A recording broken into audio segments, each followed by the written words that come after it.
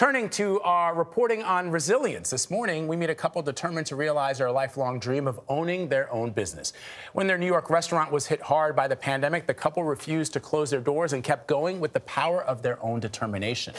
Our senior medical correspondent, Dr. Tara Narula, is here with their story of resilience, along with some key strategies to help us all get through challenging times. Tara, good morning. Good morning, Vlad. Gayle Perez and Waleed Merabit were small business owners when the pandemic threatened to close the doors of their restaurant. What kept them going was a resilience they say they never knew they had, but experts say it was there all along. We're gonna make it happen.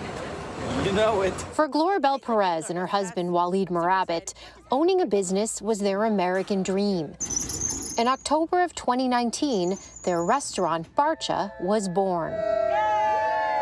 This restaurant was your dream. Yeah.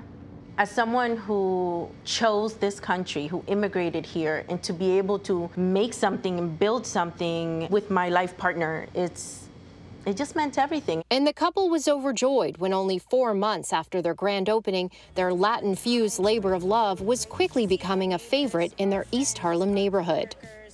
And then COVID hit. Your whole world turns upside down. Yeah, absolutely.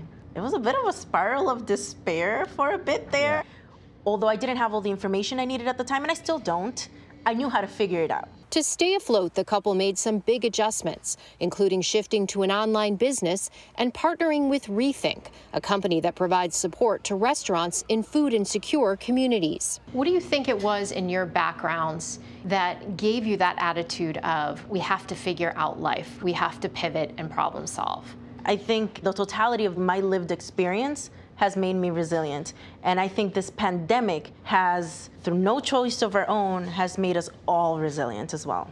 Adversity doesn't discriminate. Most experts would agree that we are all actually hardwired to overcome life's biggest challenges. Do you think that we as a society recognize how resilient we are? I think, sadly, a lot of people think of it as some kind of elusive trait that some people have and other people don't. The normal response is actually resilience. Lucy Hone is the co-director at the New Zealand Institute of Wellbeing and Resilience.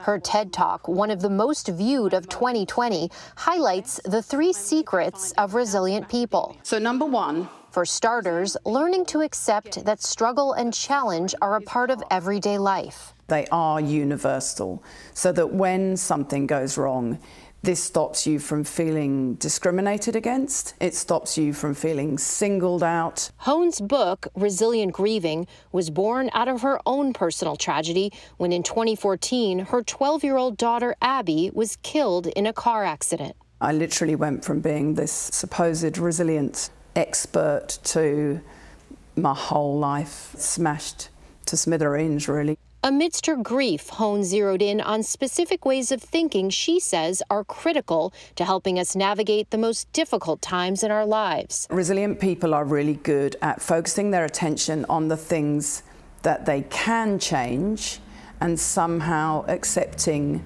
the things that they can't change. And her third and final strategy, one she calls self-regulation, focus on positive thinking and living. The people who manage to cope with really terrible things very often have a real sense of personal mission. And when life gets in the way, says Hone, find a way to chart a new course. For Gayle Perez and Waleed Merabit, having adapted to a new business model, providing meals for their food-insecure neighbors, their mission now is giving back to the community they love, one meal at a time. I go at home and go to sleep at night. I'm not stressed because I've done something good that day. Giving back has helped you survive yes. in more ways than one.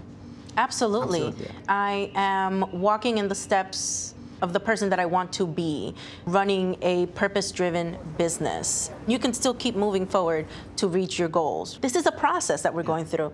And in knowing that, that allows us to have the resilience to just keep going. Lucy Hone says in her book, hope is the fuel that fires us to move forward in the world, and tells us people need to believe in hope, that we have an incredible capacity to cope even in our darkest days.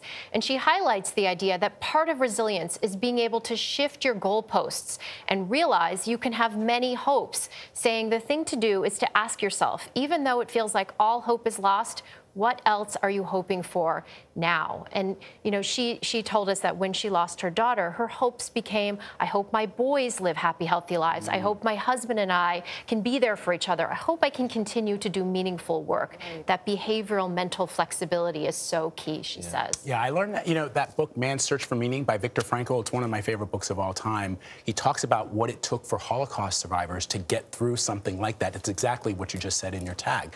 Moving the goalpost and believing that there will be a hopeful day down the line. The serenity to accept the things you cannot change, the courage to change the things you can, and the wisdom to know the difference. Yeah. The words my mom told me from a very young age stays with me always. Me too.